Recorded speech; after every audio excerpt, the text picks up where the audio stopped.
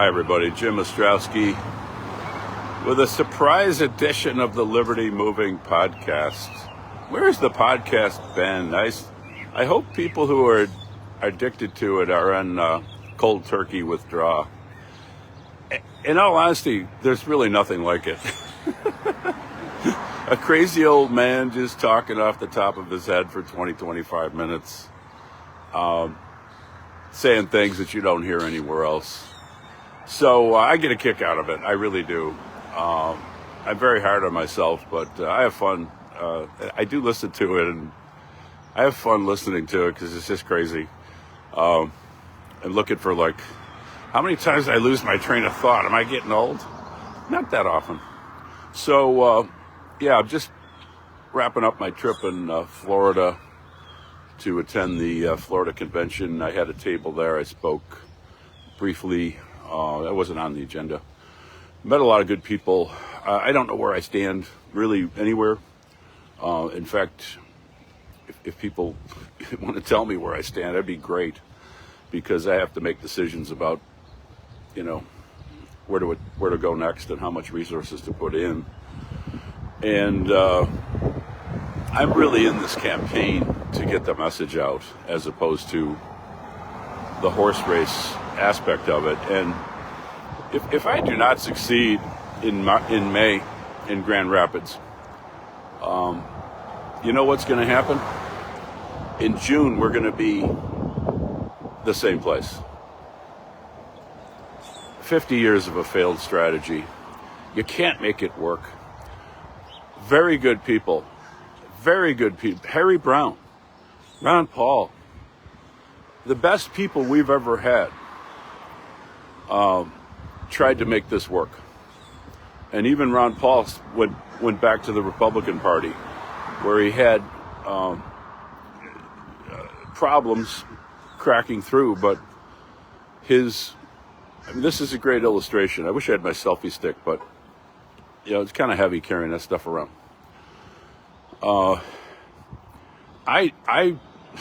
Of course I was involved in his 88 campaign minimally, but because I was just a young lawyer at that time.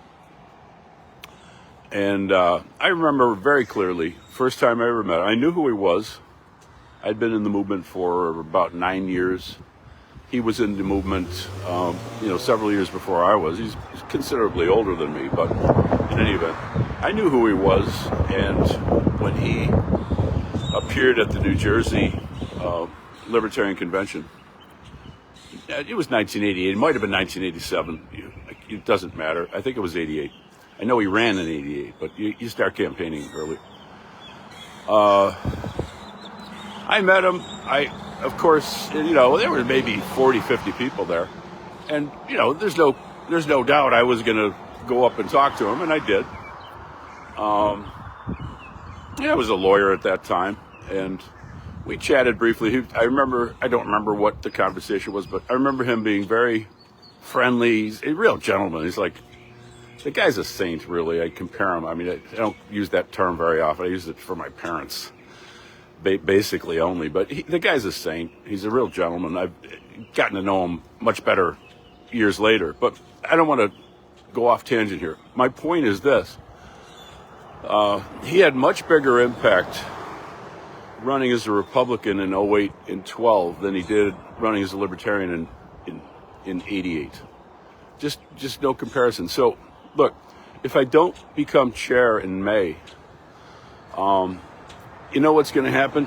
In June, the party's going to be continuing another month, another year of a failed strategy. I prove it. If you look at my memo online, I put a 19-page memo out. I have no secrets.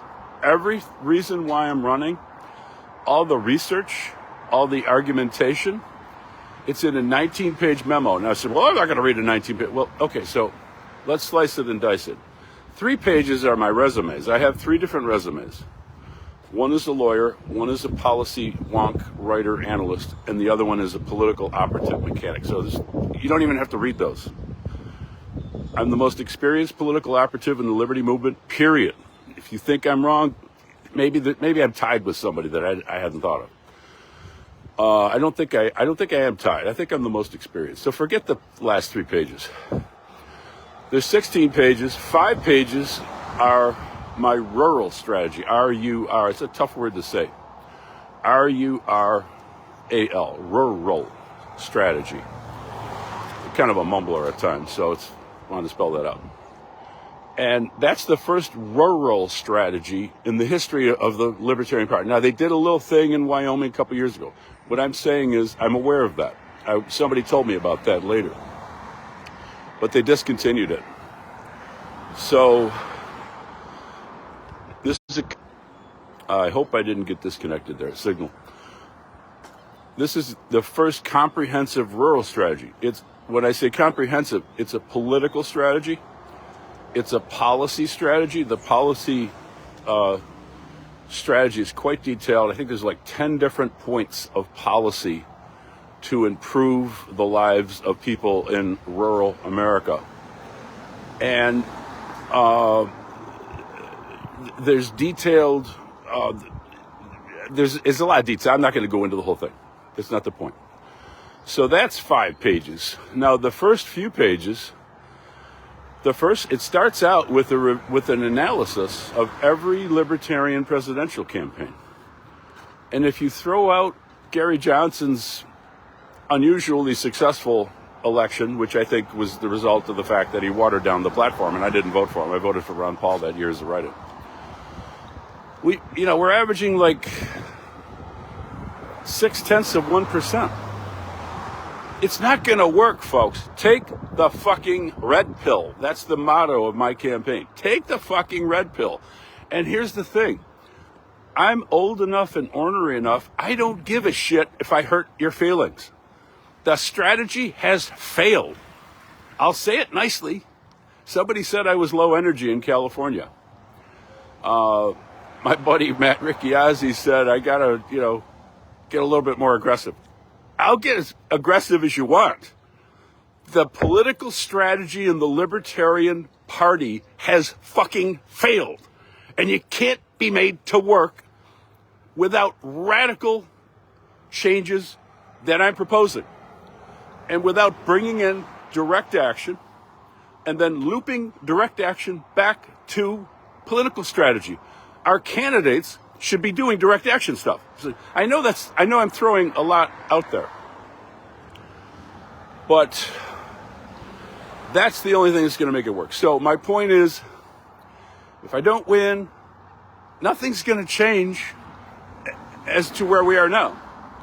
Because in June, you're going to have a party that's pursuing a failed strategy, and they're going to try their hearts out. As I said, Harry Browne, Ron Paul, some of our best people ever, could not make this strategy work.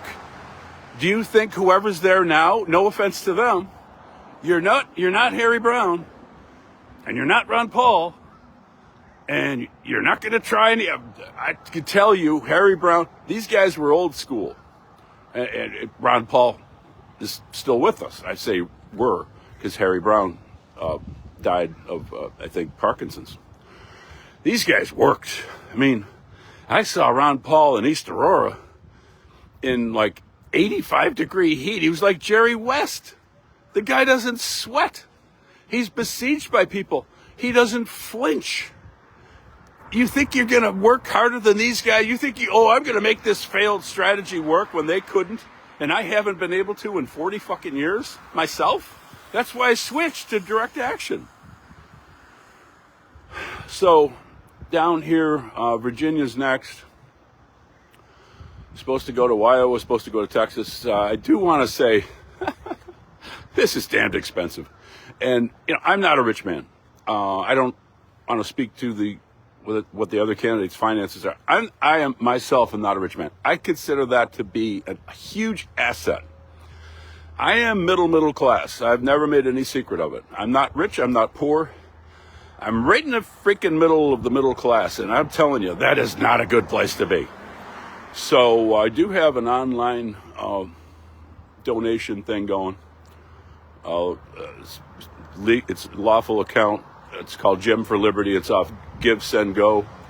And I hadn't really gotten too many donations, but Something must have clicked with somebody, because in the middle of the night I got a notation or notification that somebody sent $200 into my account. And boy, if you've ever dealt with Frontier Airlines check-in online, you know that's coming in handy. That's coming in handy. So I appreciate that. But the advantage I have a very, and I'm not criticizing any. It's not my style to really criticize people, but I do draw distinctions. There's a lot of people, the libertarian movement spends $500 million a year. I don't see much of that at all. I see a couple grand a year of book fees, and I'm making a trickle of money, a couple of dollars on Facebook ads. There's a lot of people in the libertarian movement who are somewhat upscale, and I don't begrudge that. I wish I had more money than I did. I chose to devote my life to things other than the pursuit of money. I'm not going to delve into that, but I'm not envious. I'm not jealous of people in any way, shape, or form. But I will say this, because if you're a trial lawyer, you're going to make an argument out of something where you didn't think you could make an argument. Here's my argument. I have a more realistic sense of what life is like in the country for average people. I'm there, and I can speak to that. And the one difference between me and the other candidates, I have a sense of urgency like you wouldn't believe. This country's been declining since 1974, and I talk children. Wow, sorry, signal issue. Having two kids in their 20s gives me intel as to what's going on out there, and it ain't good. People are struggling. Young people are struggling. They're all blaming the boomers. That's got to be a CIA psyop. Blaming the boomers? Really? You got to be fucking kidding me. That's the dumbest fucking thing I ever heard. I've done 3 podcasts on it. Stop doing that. It's a form of scapegoating. The problem with scapegoating is it distracts you from the real problem. I think we've known this since like the 1930s, right, folks? In Europe, scapegoating is bad. Don't scapegoat boomers.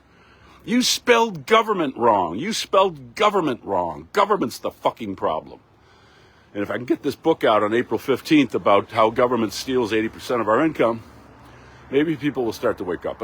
I could go on for hours. I'm babbling a bit. I just wanted to. I missed the Walking Podcast, and our executive producer team on the podcast is in a bunker right now, reconfiguring, replotting. Actually, there is no executive producer. I do it myself off the top of my head, but it will reappear in much more interesting format soon. But I miss the podcast. There's nothing like just saying what's on the top of your head. I'm not bullshitting you, and this is what I bring to the table that not everybody does. I'm not bullshitting you. I can't make this stuff up without a script. This is off the top of my head. So